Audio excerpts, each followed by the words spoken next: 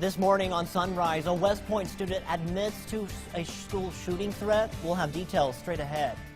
And we'll hear from Starkville Pride's attorney as they seek to sue the city. Those stories and more next. WCBI Sunrise starts now.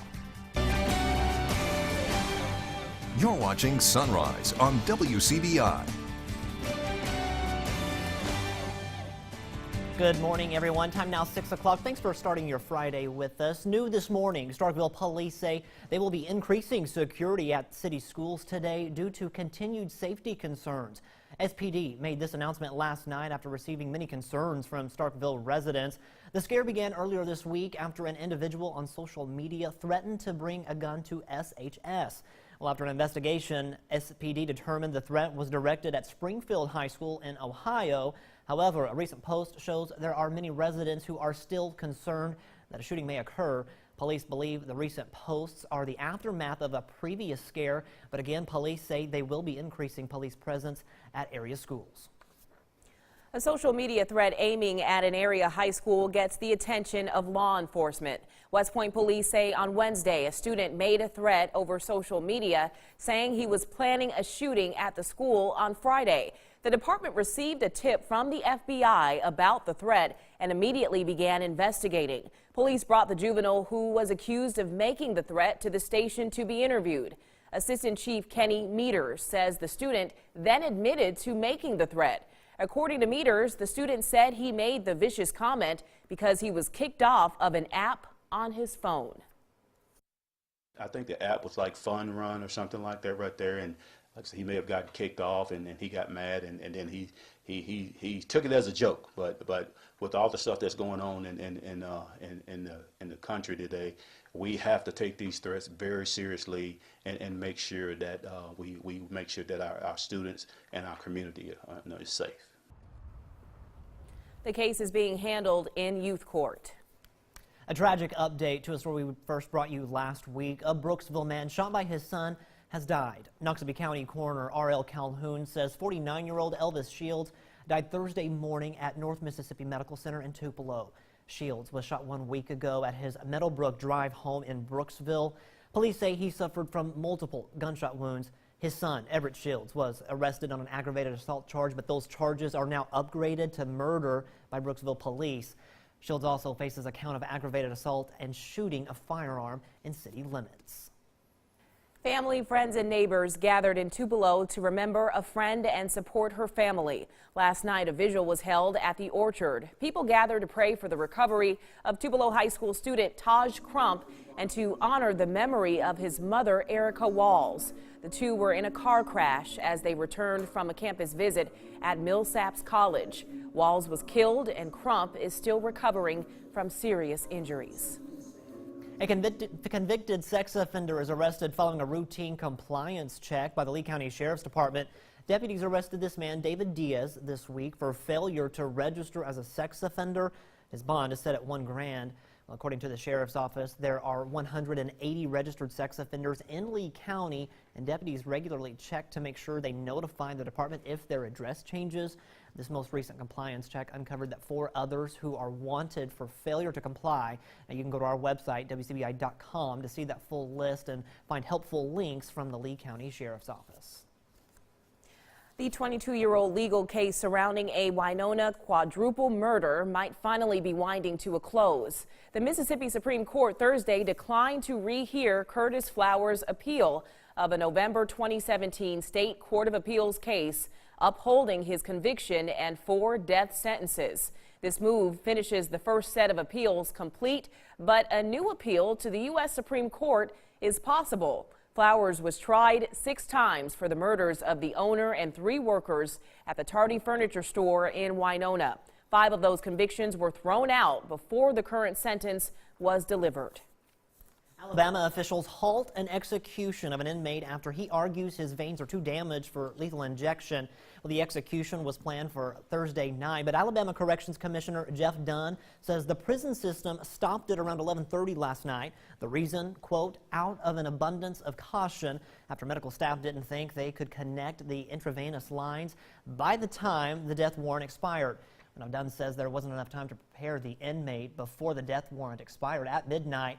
Now, in 2014, Ham was diagnosed with B-cell lymphoma. Last week, the prison told the court they planned on using a vein in his leg or hip after a federal judge ruled Ham had no accessible veins in his upper extremities. Well, no word on when the execution could happen. Now, Ham was convicted in the 1987 killing of a motel clerk, Patrick Cunningham. Cunningham was shot once in the head while working an overnight shift at a Coleman, Alabama motel. Your first alert forecast with meteorologist Alex Puckett. Well, skies mostly clear this morning to kick off our Friday. There's a view from Ralph Insurance Skycam here atop WCBI, looking back towards where we'll have the sunrise a little bit later this morning. We may see a few clouds move in later on today, but for now, we got a decent amount of clear skies out there. Temperatures setting in the 60s across most of the area this morning to start the day, so a comfortable start to our Friday and a dry start to our Friday as well. Certainly a little bit of a contrast from yesterday as the radar is quiet. Now, as the kids head to the bus stop this morning, no real issues, and we'll see those temperatures climb into the 80s, so sort of short sleeve weather as we get into the afternoon hours. And like I said, we may see some more clouds move in as we head into the afternoon. Rain looks like going to hold off for the most part until we get into the evening, though. I'm going to time out the rain chances, not just today, but the chance for some stronger storms as we head into the weekend coming up in a few more minutes. Guys?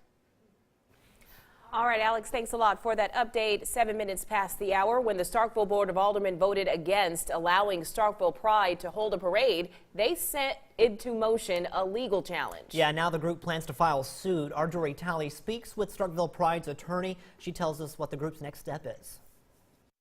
Roberta Kaplan, a nationally known civil rights attorney, is representing Starkville Pride. Kaplan says the lawsuit seeks to accomplish one thing. No one's seeking to get rich or even get any money off of this. This is just simply to have the ability to walk down the street as part of a pride parade the way that gay folk do in so many other cities across this country. Not being able to do so violates the group's fundamental rights and freedoms, according to constitutional law professor Whit Wade. Two of those rights fall under the First Amendment: the freedom of speech and the freedom to peacefully assemble. But Wade says there's more. The 14th Amendment of the Constitution guarantees equal protection under the law.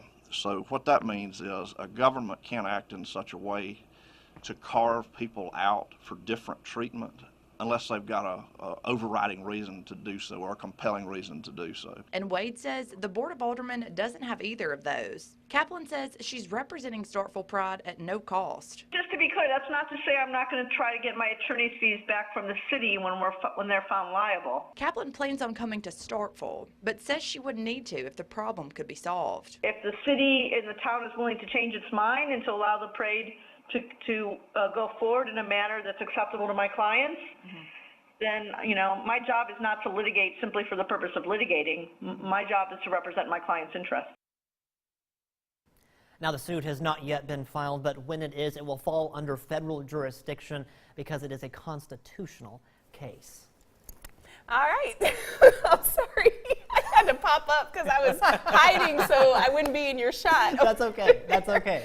Okay, time now to look at your responses for the Mississippi Peanut Supply question of the day this morning. Ask our meteorologist, what questions do you have about severe weather? And let's start with Sonia Clark-Judon. She says, how do y'all stay safe in the studio when you're keeping us posted about storms and severe weather coming our way? Well, I know it has been done before. It hasn't been done since I've been here, but if we do have a tornado or something heading for our studio, we have a basement here. Oh, yeah. And we will go to the basement if we have to, but we try and stay on air as long as we can so that you guys know what's going on. Yeah, but thanks Good for answer. thinking about us. That's Yeah. very, that's thoughtful. I appreciate that. And we were talking about, you know, what do we do when we, you know, get a warning and we're at home? We just come here and hide out here with everyone else. I look at it this way, I'm going to get called in anyway, you know, so Yeah. I'll just be prepared. Just be there. Be here. Just yeah. be here. Absolutely. Dominic Roby said, oh, well, did we answer that? No, we didn't. If you live in a mobile home and you never leave when storms come, what's the safest place to be? There isn't one. And it's one of those things where, Dominic, if you are watching